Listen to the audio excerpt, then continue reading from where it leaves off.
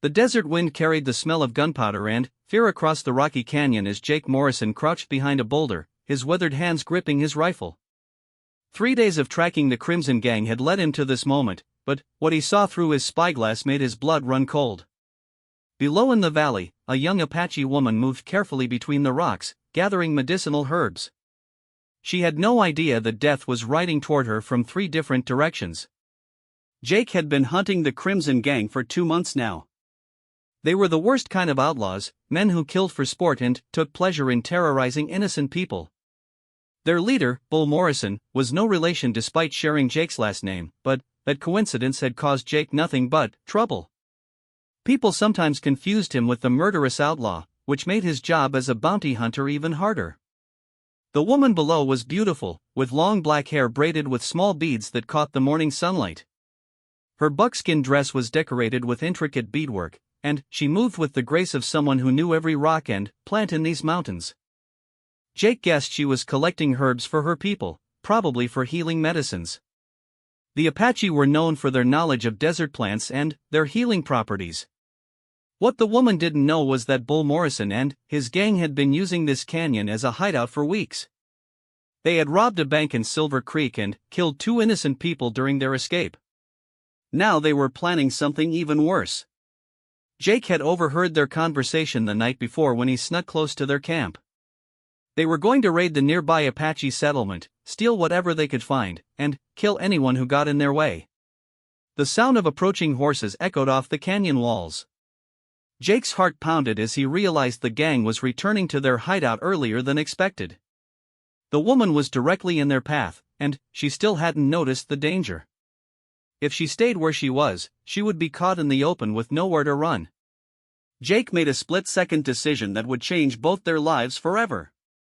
He couldn't just watch an innocent person get hurt or killed. His own safety didn't matter compared to protecting someone who had done nothing wrong. Without thinking about the consequences, he stood up from his hiding place and fired 3 quick shots into the air. The sharp crack of gunfire echoed through the canyon like thunder. The Apache woman immediately dropped her herb basket and looked around for the source of the shots. Her dark eyes were alert but not panicked. She had the calm awareness of someone who had lived through danger before. "Run!" Jake shouted across the canyon, pointing toward the eastern ridge where there were caves and better hiding places. "Riders coming! Get to high ground!" The woman looked up at him for just a moment, and their eyes met across the rocky distance. Even from far away, Jake could see the intelligence and strength in her gaze. She didn't waste time asking questions or freezing in fear. Instead, she gathered her long skirt and began running toward the ridge with the speed and agility of a deer.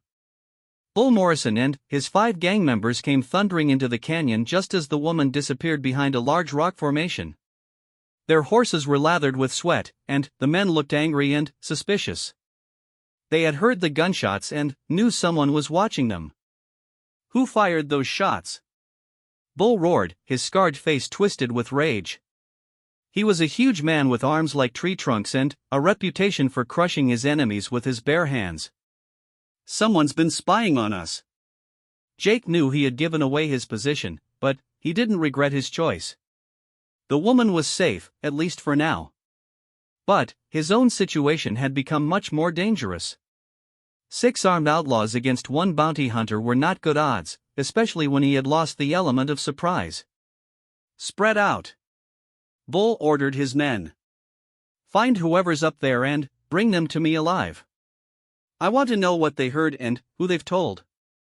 The gang members dismounted and began climbing up the rocky slopes from different directions. Jake realized he had maybe 5 minutes before they surrounded his position. He needed to move fast and find a better place to make his stand. As he gathered his gear and prepared to retreat deeper into the rocks, Jake caught a glimpse of movement on the eastern ridge. The Apache woman had reached the caves and was now watching the scene below. Even from a distance, he could tell she was studying the situation carefully. She wasn't just hiding and hoping for the best. She was planning something. Jake began moving carefully through the rocks, trying to put more distance between himself and the approaching outlaws. His boots made small sounds on the loose stone, but he moved as quietly as possible. The gang members were making much more noise as they climbed, cursing and calling out to each other. "I see tracks up here," one of them shouted. "Fresh boot prints heading north." Jake grimaced. He had been hoping they wouldn't be good trackers, but these men had been living as outlaws for years. They knew how to read signs and follow a trail. He would have to be very clever to escape or find a position where he could fight them effectively. The canyon was full of hiding places, but most of them were dead ends. Jake needed to find somewhere he could see the gang members coming while having an escape route if things went badly. As he moved through the rocks, he kept thinking about the Apache woman. Had she really made it to safety, or was she still in danger? His question was answered when he heard a low whistle from above. Looking up, he saw the woman crouched on a ledge about 30 feet above his current position. She was making hand signals, pointing toward a narrow path that led up the cliff face. The path was almost invisible unless you knew exactly where to look. Jake hesitated for a moment. He didn't know this woman or her people. For all he knew, this could be a trap. But something in her eyes and the way she had moved told him she was trying to help. The Apache were known for their honor and their respect for those who showed courage. By warning her about the gang, he had earned some measure of trust. The sound of approaching boots on rock made his decision for him. Jake began climbing toward the hidden path, using handholds that had been worn smooth by generations of Apache feet. The path was steep and narrow, but it offered good cover from below. As he climbed, Jake could hear Bull Morrison getting more and more angry. Where did he go? He can't have just disappeared. Check every cave and crevice. The woman waited for Jake to reach her level before she began moving along the cliff face with the confidence of someone who had traveled these rocks since childhood. She moved silently, placing each foot carefully and never causing loose stones to fall. Jake tried to copy her movements, impressed by her skill and knowledge of the terrain. They reached a small cave hidden behind a curtain of hanging vines. The entrance was barely visible from below, and the cave went back into the cliff much further than it appeared. The woman gestured for Jake to follow her inside. The cave was cool and dry, with smooth walls that showed it had been used as a shelter for many years. There were old fire rings and storage alcoves carved into the rock. Painted symbols on the walls told stories that Jake couldn't read but somehow understood spoke of protection and safety. "You are the one they call Jake Morrison," the woman said quietly in perfect English. Her voice was soft but strong, with only a slight accent. "I know because I have heard descriptions of you in the settlements. You hunt the bad men." Jake was surprised by her knowledge and her command of his language. "Yes, ma'am. I'm tracking Bull Morrison and his gang. They're planning to attack your people. I couldn't let them hurt you." The woman nodded seriously. "My name is Ayana. It means eternal blossom in my language. I was gathering medicine plants when you warned me. I owe you my life." "You don't owe me anything," Jake replied. "Any decent person would have done the same thing. But I'm worried about your village. The gang is planning to raid it soon, maybe tonight." Ayana's dark eyes flashed with anger and determination. "My people must be warned. But first, we must deal with the immediate danger. Those men will not give up searching for you easily." From outside the cave, they could hear Bull Morrison's voice echoing off the rocks. "I know someone's up there. We'll stay here all day if we have to." Jake checked his weapons and ammunition. He had his rifle, a pistol, and about 40 rounds of ammunition total. It wasn't much against 6 armed men, but he had been in worse situations before. What worried him more was putting Ayana in danger. She had already risked her life to help him reach this hiding place. "There's another way out of this cave," Ayana said, seeming to read his thoughts. "It comes out near the spring on the other side of the ridge. But it's a difficult climb, and it takes several hours." Jake considered the options. They could try to sneak out through the back of the cave, but that would take time and might not work if the gang had surrounded the ridge. Or they could wait here and hope the outlaws would give up and leave, but that seemed unlikely given Bull Morrison's reputation for stubbornness and cruelty. "There's a third option," Jake said slowly. "I could surrender myself to draw them away from this area. Once they have me, they won't bother looking for anyone else." Ayanna stared at him in shock. "That would be suicide. Bull Morrison kills his prisoners after he tortures them for information." "Maybe," Jake admitted. "But it would keep you safe and give you time to warn your village. That's more important than what happens to me." The Apache woman was quiet for a long moment, studying Jake's face in the dim light of the cave. When she spoke again, her voice was filled with respect and something else he couldn't quite identify. "You would die to save people you have never met. This is why the spirits brought us together today. But there is a better way, if you will trust me and my knowledge of these mountains." Before Jake could ask what she meant, they heard the sound of boots approaching the cave entrance. Bull Morrison had found their hiding place, and now they were trapped with nowhere to run. "I know you're in there," the outlaw leader shouted. "Come out now, or we'll smoke you out like rats." Ayanna moved quickly to a pile of stones near the back of the cave. She lifted several large rocks to reveal a hidden cache of weapons and supplies. Inside were Apache war arrows, a bow, extra ammunition, and other items that had been stored here for emergencies. "My people have used this cave as a refuge for many generations," she explained quietly. "We are always prepared for trouble." Jake realized that Ayanna was not just a woman gathering herbs. She was a warrior, trained and ready to fight when necessary. The calm way she handled the weapons and the strategic way she thought about their situation told him she had experience with dangerous situations. "What's your plan?" he asked, checking his rifle and getting ready for whatever came next.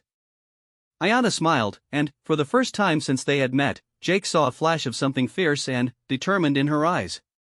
"We make them think they have found two victims, when really they have walked into a trap set by two hunters." The sound of approaching footsteps grew louder, and Jake knew that in a few moments, their hiding place would be discovered. Whatever plan Ayanna had in mind, they would need to execute it perfectly if they wanted to survive the next few minutes. Bull Morrison's shadow appeared at the cave entrance, and Jake gripped his rifle tighter. The real fight was about to begin. The first outlaw to step into the cave never saw the arrow that took his life. Ayanna had positioned herself in the shadows near the entrance, and her shot was silent and deadly accurate. The man dropped without making a sound, his rifle clattering on the stone floor. "What was that noise?" Bull Morrison called from outside. "Henderson, report." When no answer came, Bull knew something was wrong. "Charlie, Tom, circle around to the back. The rest of you, get ready to rush the cave on my signal." Jake positioned himself behind a natural stone formation that gave him a clear view of the entrance while protecting him from return fire. Ayanna had melted back into the shadows on the opposite side of the cave, her bow ready with another arrow.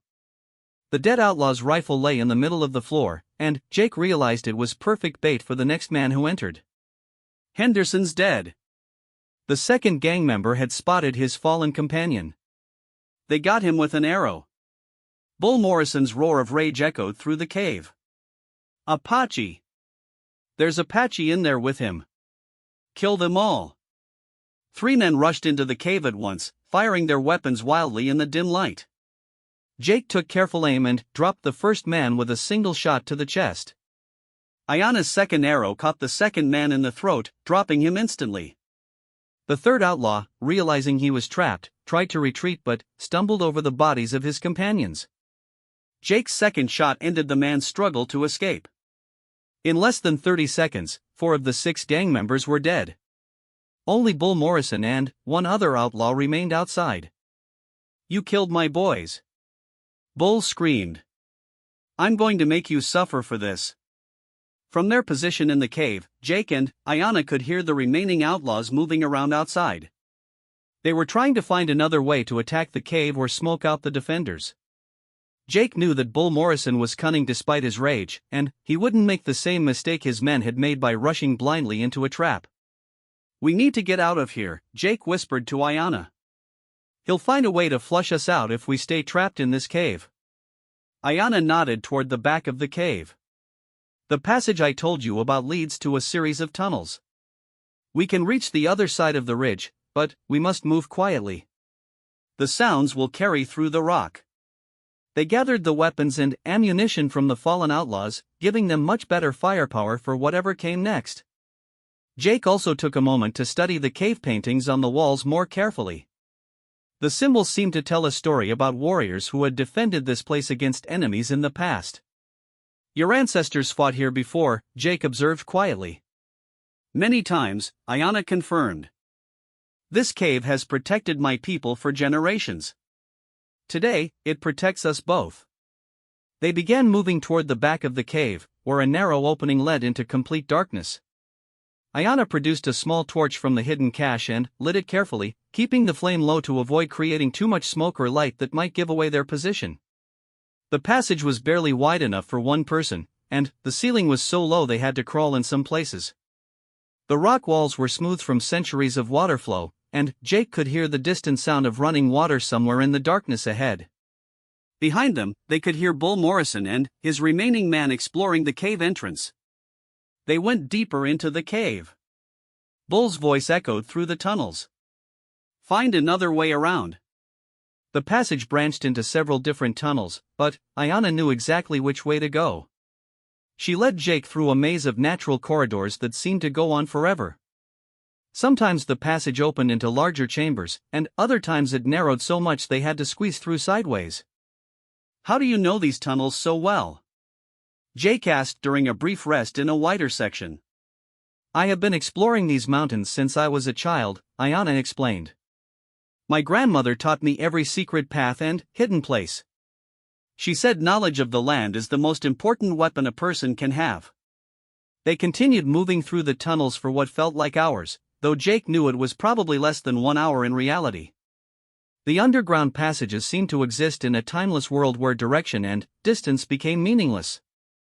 Finally, they saw natural light ahead and heard the sound of running water much more clearly.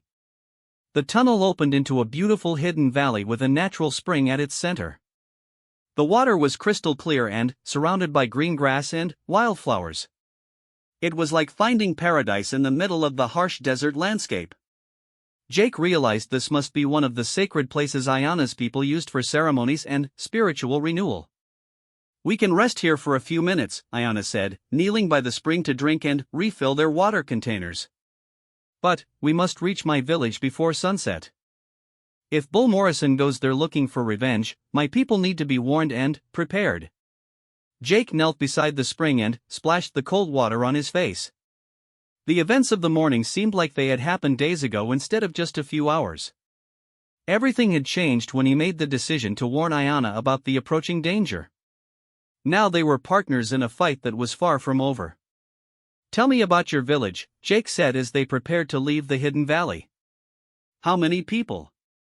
What kind of defenses do they have? About 60 people live in our settlement, Ayanna replied. We have warriors, but many are away hunting or trading with other tribes. The women, children, and elders who remain are not helpless, but they would be outnumbered if Bull Morrison brings more men. Jake did some quick calculations in his head. Bull Morrison still had one gang member with him from the original group, but Jake knew that outlaws like him often had allies and hired guns scattered throughout the territory. He could probably gather 10 or 15 men if he wanted revenge badly enough. We need to think about this strategically, Jake said. Bull Morrison isn't just angry about losing his men. He's also lost his hideout and his planned raid. He'll want to strike back hard and fast to maintain his reputation. They climbed out of the hidden valley using a steep trail that was almost invisible from below. Ayanna moved like a mountain goat, finding handholds and footholds that seemed to appear wherever she needed them. Jake followed as best he could, grateful for his experience tracking fugitives through difficult terrain. At the top of the climb, they could see across miles of desert landscape. In the distance, a thin column of smoke rose from what Jake assumed was Ayanna's village. It looked peaceful from this distance, but he knew that could change very quickly if Bull Morrison decided to attack. How long will it take us to reach the village? Jake asked, shading his eyes against the afternoon sun. If we travel quickly and don't encounter any obstacles, we can be there before the sun touches the western mountains, Ayana replied. But we must be careful. Bull Morrison might try to reach the village before us.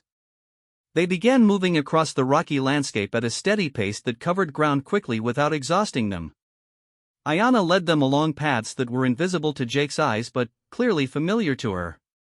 She avoided open areas where they might be seen from a distance and chose routes that offered cover and concealment. As they traveled, Ayana told Jake more about her people and their way of life. She was the daughter of the village's medicine woman and had been trained in both healing arts and warfare.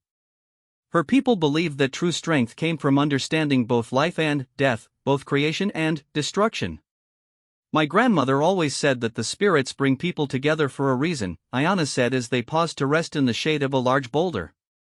Perhaps you were meant to help us, and we were meant to help you. Jake had never been a particularly religious or spiritual man, but the events of the day had made him think about forces beyond his understanding. The timing of everything, from his decision to warn Ayana to their successful escape from the cave, seemed like more than just coincidence. Maybe you're right, Jake admitted. I've been hunting Bull Morrison for months without getting close enough to take him down. Today, everything changed. They resumed their journey across the desert, moving steadily toward the distant village. The landscape was harsh and unforgiving, with little shade and few sources of water. Jake was impressed by Ayana's knowledge of the terrain and her ability to find the easiest paths through difficult country. As the afternoon wore on, they began to see signs that they were approaching inhabited areas. There were old campsites, worn trails, and places where animals had been hunted or trapped. Ayana pointed out various landmarks and explained their significance to her people's history and culture. That rock formation is called Eagle's Nest, she said, pointing to a dramatic outcropping that rose like a tower from the desert floor. Our warriors used it as a lookout post during the Apache Wars. From the top, you can see for 50 miles in every direction. Jake studied the rock tower and realized it would make an excellent defensive position. Could we use it to watch for Bull Morrison's approach? Yes, but it would also mean splitting our forces, Ayana replied thoughtfully. If he attacks the village while we're watching from the tower, we might not be able to help in time. They were still debating strategy when they heard the sound of approaching horses. Multiple riders were coming toward them from the direction of the village, moving fast and kicking up a cloud of dust. Jake's hand moved instinctively to his rifle as he looked for cover. Wait, Ayana said, studying the approaching riders carefully. Those are my people. I recognize their riding style and the way they sit their horses. 5 Apache warriors rode up to them, their faces grim with urgency. The leader, a man about Jake's age with intricate facial tattoos and eagle feathers in his hair, spoke rapidly to Ayana in their native language. Jake couldn't understand the words, but the tone was clearly one of warning and concern. What are they saying? Jake asked when the conversation paused. Strangers have been seen near the village, Ayana translated. White men with guns, asking questions about me and about anyone who might be helping a bounty hunter. The village elders sent these warriors to find us and bring us back safely. Jake felt a chill of worry. Bull Morrison was moving faster than they had expected, and he had already found allies to help him. The situation was escalating quickly, and innocent people were about to be caught in the middle of a deadly conflict. How many strangers? Jake asked. Ayana spoke to the warriors again and then turned back to Jake with a worried expression. At least 8 men, maybe more. They claim to be looking for stolen horses, but they're asking too many questions about you and about me. The Apache warriors looked at Jake with a mixture of curiosity and suspicion. They had heard about the white bounty hunter who had helped one of their women escape from danger, but they weren't sure whether to trust him or not. Jake understood their caution and respected it. I know this puts your people in danger, Jake said to Ayana. If you want me to leave and face Bull Morrison alone, I'll understand. The warrior with the eagle feathers spoke sharply to Ayana, and she translated his words. He says that you showed courage and honor by protecting me. Among our people, such actions create bonds that cannot be broken. You are under our protection now, whether you want it or not. Jake felt a surge of emotion he hadn't expected. In his years as a bounty hunter, he had worked alone and trusted very few people. The idea that these Apache warriors would risk their lives for a stranger who had helped one of their own was both humbling and inspiring. "Tell him I'm honored by their protection," Jake said.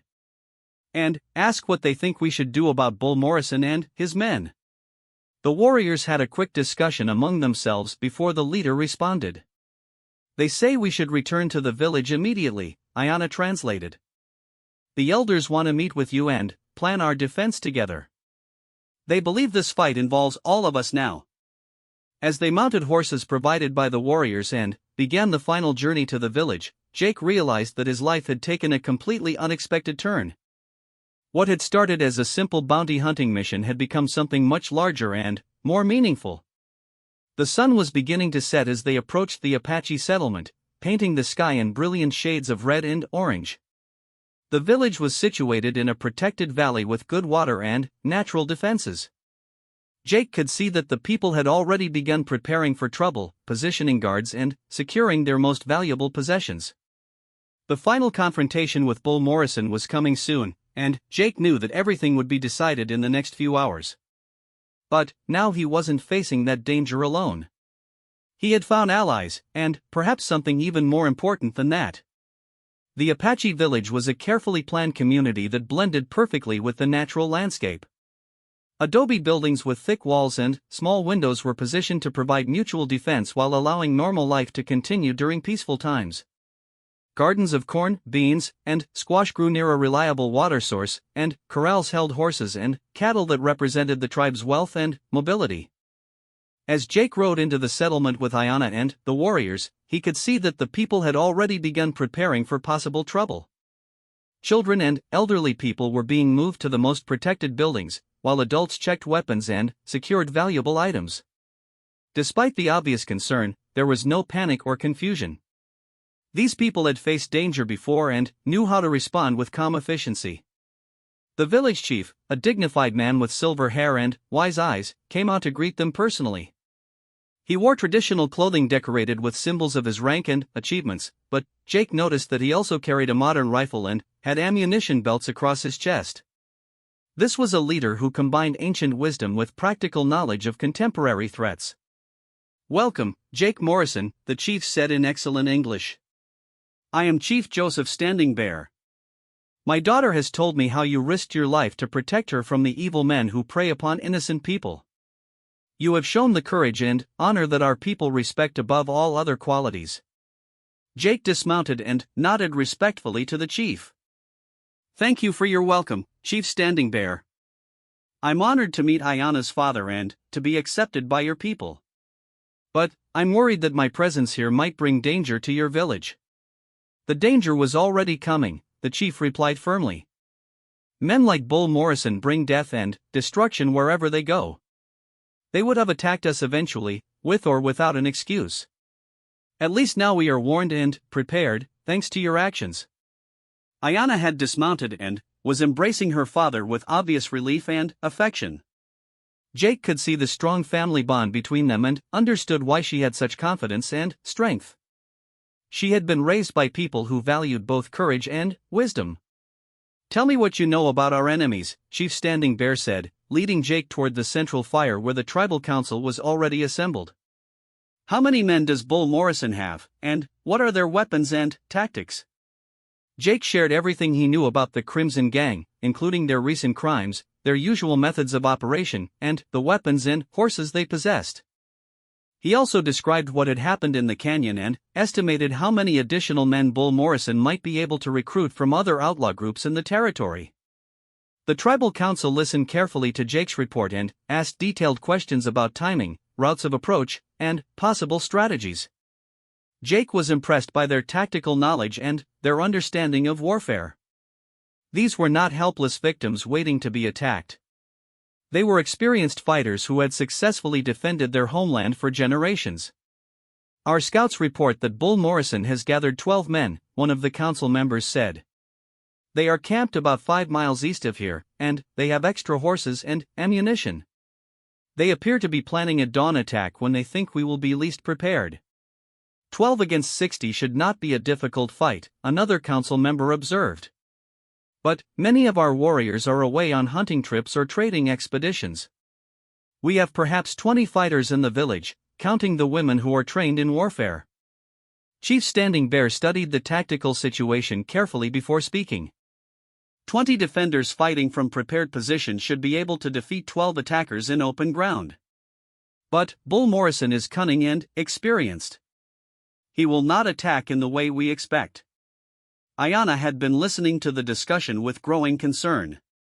Father, there is something else we must consider. Bull Morrison is not just seeking revenge against Jake and me. He wants to terrorize all Apache people in this region. If he succeeds here, other outlaw groups will see us as easy targets. Jake realized she was right. This fight was about much more than settling a personal score. It was about whether outlaws could attack peaceful communities without facing serious consequences. The outcome would send a message that would affect the safety of innocent people throughout the territory. What if we don't wait for them to attack us? Jake suggested. Bull Morrison is expecting to surprise a sleeping village at dawn. What if we surprise him first? The council members looked at each other with interest. Taking the fight to the enemy was an Apache tradition that went back centuries. They preferred to control the timing and location of battles rather than simply reacting to their enemies' actions. Tell us what you are thinking, Chief Standing Bear said. Jake moved to the fire and used a stick to draw a rough map in the dirt. Their camp is here, 5 miles east. There's only one good route from there to your village, through the canyon pass.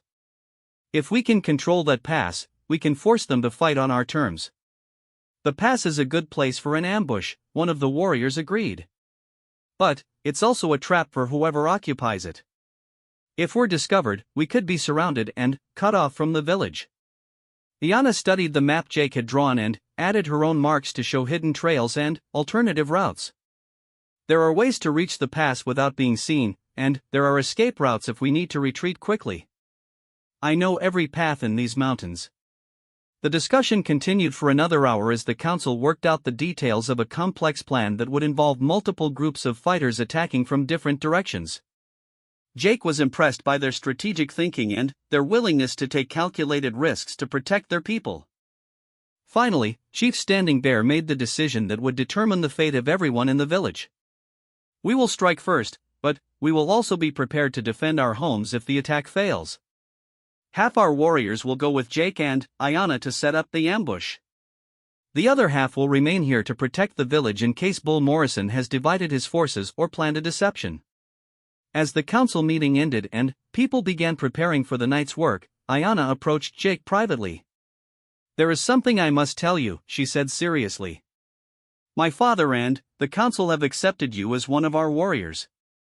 This is a great honor, but it also means they expect you to follow our customs and traditions. What does that mean exactly? Jake asked, sensing there was something important he needed to understand. It means that if we survive this fight, you will be considered part of our tribe. You will have a place here if you want it, and obligations to our people that last for the rest of your life. It's not something to agree to lightly. Jake looked around the village, watching families prepare for a dangerous night while still showing love and care for each other. Children were being tucked into bed with stories and songs, while their parents quietly checked weapons and made final preparations for battle.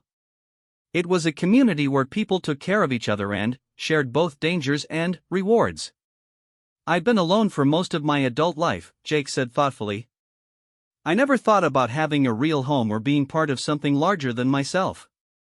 But today, fighting beside you and being accepted by your people, I felt something I haven't felt in years. What was that? Ayanna asked gently. Purpose, Jake replied. Not just hunting down criminals for money, but protecting people who matter and being part of something worth fighting for. Ayanna smiled, and Jake realized that their relationship had deepened far beyond the desperate circumstances that had brought them together. They had faced death side by side and had learned to trust each other completely. Whatever happened in the coming fight, their lives were now connected in ways that couldn't be undone. The war party assembled as the full moon rose over the mountains. 10 Apache warriors, Jake and Ayanna made up the group that would attempt to ambush Bull Morrison's gang before they could reach the village. They were all armed with rifles, pistols, and traditional Apache weapons like bows and war clubs. The journey to the canyon pass took 2 hours of careful movement through difficult terrain in near-complete darkness. Ayanna led the way, following trails that were invisible to everyone else but that she knew as well as the rooms of her own home. The warriors moved like shadows, making no sound and leaving no traces of their passage. They reached the canyon pass well before dawn and positioned themselves in carefully chosen spots that would allow them to catch the outlaws in a deadly crossfire. Jake found himself paired with a young warrior named Swift Eagle who spoke some English and had fought against white outlaws before. "Your woman is very brave," Swift Eagle observed quietly as they waited for the first light of dawn. "She fights like a warrior but also thinks like a wise elder. My grandfather says the spirits have blessed her with special gifts." Jake realized that Swift Eagle was referring to Ayanna as your woman and felt a strange mixture of emotions. They had never talked about their feelings for each other, but the young warrior seemed to see something that Jake was just beginning to understand himself. As the sky began to lighten in the east, they heard the sound of approaching horses. Bull Morrison and his gang were coming through the canyon exactly as predicted, moving in a loose formation that showed they weren't expecting any resistance. The outlaw leader was riding in front, his scarred face twisted with anticipation of the violence he planned to inflict on innocent people. Jake settled his rifle against a steady rock and took careful aim at Bull Morrison's chest. This was the moment he had been working toward for months, and he wasn't going to waste the opportunity. Around him, he could sense the Apache warriors making their own final preparations for the fight that would begin in moments. Ayanna was positioned across the canyon where she could see the entire gang and coordinate the ambush with hand signals. When she raised her hand and then dropped it quickly, Jake and all the other fighters opened fire simultaneously. The canyon erupted in gunfire and echoes as 12 rifles spoke at once. Bull Morrison was the first to fall, knocked from his horse by Jake's perfectly placed shot. Half his gang members were down before they even realized they were under attack. The surviving outlaws tried to find cover and return fire, but they were caught in an impossible position with enemies above them on both sides of the narrow pass. The battle lasted less than 5 minutes. When the smoke cleared and the echoes of gunshots faded away, Bull Morrison and his entire gang were dead. Not a single Apache warrior had been injured, and Jake had only a minor graze on his arm from a bullet that had ricocheted off a rock. As they gathered the outlaws' weapons and horses, Jake felt a sense of completion he had never experienced before. Bull Morrison's reign of terror was finally over, and the Apache village was safe from attack. But more than that, Jake had found something he had been searching for without knowing it. When they returned to the village with news of their complete victory, the celebration lasted all night. There was singing, dancing, and storytelling around fires that burned bright against the desert darkness.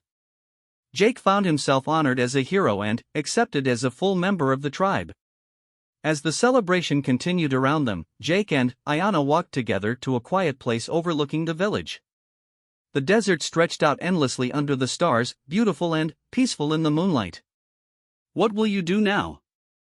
Ayanna asked. "Your bounty hunting work is finished, and Bull Morrison can never hurt anyone again." Jake looked at the village below, where people who had accepted him as family were celebrating their victory and their safety.